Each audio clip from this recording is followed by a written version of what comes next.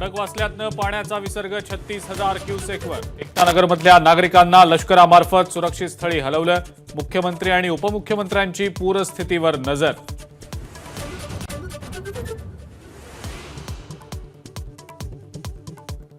नाशिक शहर आणि जिल्ह्यामध्ये मुसळधार पाऊस। गोदावरीनं पात्र ओलांडलं। नदीकाठची दुकानं हटवली। लोकांना सतर्क राहण्याच्या जिल्हाधिकाऱ्यांच्या सूचना।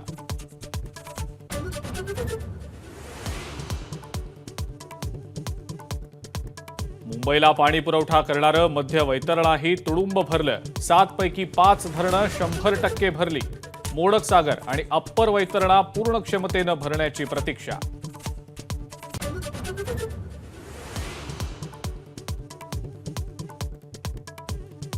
उद्धव ठाकरेंच्या अमित शहांवरच्या टीकेनंतर भाजपचे नेते आक्रमक। नारायण राणे, चंद्रशेखर बावनकुळे, चंद्रकांत पाटलांकडनं ठाकरेंना जोरदार प्रत्युत्तर।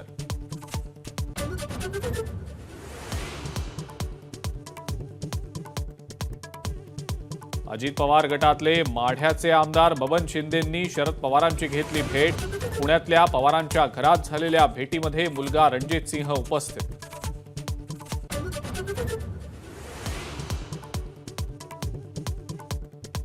प्रकाश आंबेडकरांच्या भूमिकेबद्दल मनोज जरांगेंना आश्चर्य। नारायण राणे, राम कदमांना दिला सबुरीचा सल्ला। समर्थकांना विधानसभा निवडणुकीसाठी कागदपत्र गोळा करण्याचीही केली सूचना।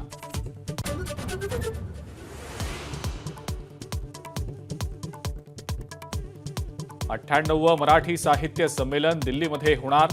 सरहद संस्था असणार आयोजक। 70 वर्षांनंतर राजधानीमध्ये होणार माय मराठीचा जागर।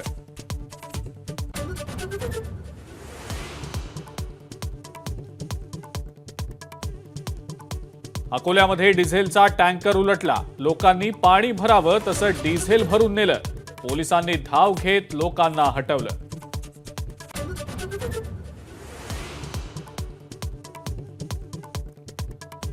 नीरज चोप्रानं सुवर्ण पदक जिंकल्यास ॲटलिस कंपनी देणार 1 दिवसाचा व्हिसा मोफत। सीईओ मोहक नाहटांनी जाहीर केली अभूतपूर्व आणि अफलातून ऑफर।